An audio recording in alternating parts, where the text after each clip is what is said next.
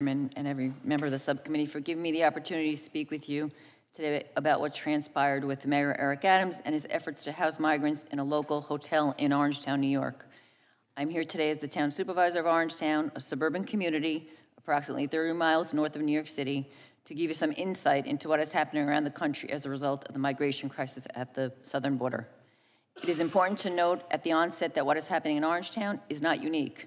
It is playing out throughout communities all over our country as major cities are reaching capacity for migrant housing, and they are sending them to other communities without any regard for whether they have the resources or capabilities to handle them. Orangetown's story began on Friday, May 5th, when New York City Mayor Adams called to tell me about a pilot program he was implementing as part of his decompression strategy.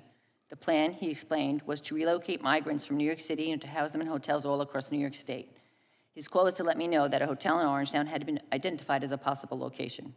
Mayor Adams downplayed the plan, telling me there was a chance that no one would be housed in Orangetown, and he implied it would be happening in weeks. When pressed for specifics, he told me that a member of his team would get back to me.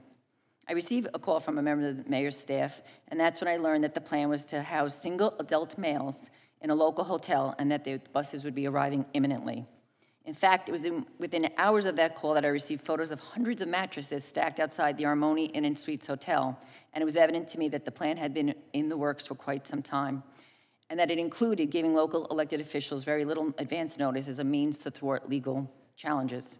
Throughout the following days, it became clear that the New York City intended to house 340 men at the Harmony Inn & Suites, a local hotel in Orangeburg, a small hamlet of just over 3 square miles and a population of approximately 4,500 people. The hotel is situated less than a mile from 2 college campuses, 2 senior citizen housing complexes, and a high school. It is located at the intersection of New York State Route 303, which is one of the most dangerous highways in the county, and Kings Highway, a street of mostly residential homes. Mayor Adams' plan was simple: to convert the hotel in Orangetown into a housing facility for long-term residents. Or in other words, to open a New York City homeless shelter in Orangetown, which is a clear violation of our local zoning standards. So based upon this information and what was garnered from the phone calls and the observations of medical supplies and other shelter items by town officials who inspected the property, the town issued a notice of violation to advise the hotel that it was not consistent with the definition of a hotel as set forth in our town code. Despite the issuance of the notice of violation, on Tuesday, May 9th, New York City scheduled a debriefing call with elected officials to tell us that they would be sending buses the next day. They also described conditions consistent with a shelter, in that there would be on-site staff available 24 hours a day, 7 days a week, including 1 social worker and 1 caseworker per migrant for 30 migrants, and that New York City would cover the cost of 3 meals, laundry, service, and housekeeping for up to 4 months.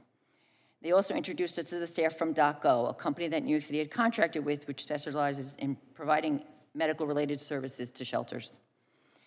In light of this, the town filed legal papers in Rockland County Supreme Court and retained a restraining order against the hotel on Tuesday, May 9th, effectively preventing the use of the hotel as a shelter and the arrival of any migrants from New York City the next day.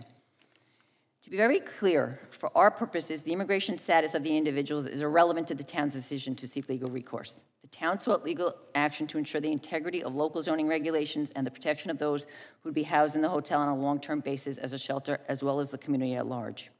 I also want to outright reject any charges made that it is an act of anti-immigration. Rockland County is home to a vibrant immigrant population, and in fact, I'm married to one. But over the last 2 years, there's been a steady increase of migrants finding their way to Rockland County and settling in with the support of family, friends, and local community groups.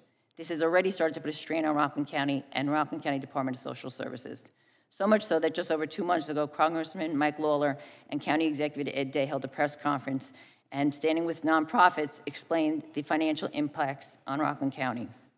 The problem with Mr. Adams' plan is that he does not have one. That became evident when, during the debriefing call, a member of staff was asked about what would happen with the migrants at the end of the 4 months. The response was that they expected them to integrate into the community by that time. But Orangetown, like the rest of New York State, is in a housing crisis, affordability crisis. So the question is, how are these men without English skills, without family support, going to integrate into our community? So I will tell you what will happen. They will end up renting from unscrupulous landlords, and we know what's happening because just this past March, there was a tragic house fire in Rockland that killed 5 undocumented immigrants, including 2 children, with 5 others being hospitalized.